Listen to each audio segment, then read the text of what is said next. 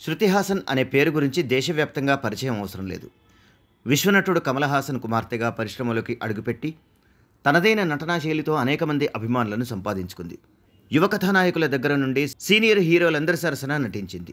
ప్రస్తుతం తెలుగులో అయితే సీనియర్ హీరోల సరసన హీరోయిన్గా దర్శకులకు మంచి ఆప్షన్ శృతి హాసన్. కమల్ హాసన్ సారిక దంపతుల కుమార్తె శృతి పరిశ్రమకు మొదటిసారిగా ఉన్నై పోల్ ఒర్వన్ సినిమాతో సంగీత దర్శకురాలిగా పరిచయమైంది.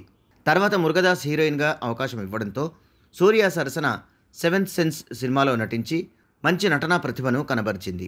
ఆ సినిమా తర్వాత హీరోయిన్గా ఆమె అందుకున్న అవకాశం 3 సినిమా. ధనుష్ కథానాయకుడిగా నటించగా ఐశ్వర్య రజనీకాంత్ దర్శకత్వం వహించారు. ఈ సినిమాలో కొలవెరి సాంగ్ సూపర్ హిట్ అయ్యి రికార్డులు నెలకొల్పింది.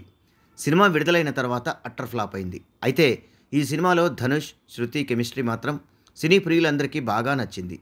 చిత్రం ఏమిటంటే ఈ సినిమా 10 సంవత్సరాల తర్వాత తిరిగి విడుదలై సూపర్ హిట్ అయింది. ఈ సినిమా మొదటిసారి విడుదలైనప్పుడు హీరోయిన్గా తన కెరీర్ని ఎంతగా ప్రభావితం చేసిందో శృతి హాసన్ ఓ ఇంటర్వ్యూలో వెల్లడించారు. సినిమా విడుదలైన తర్వాత 2 సంవత్సరాల వరకు ఏ సినిమాలోనూ ఏ హీరో అవకాశం ఇవ్వలేదన్నారు. తెలుగు, తమిళం, కన్నడతో పాటు హిందీలో కూడా నటిస్తున్నప్పటికీ తమిళంలో నటించడం మాత్రం ఆపనని శృతి స్పష్టం చేశారు.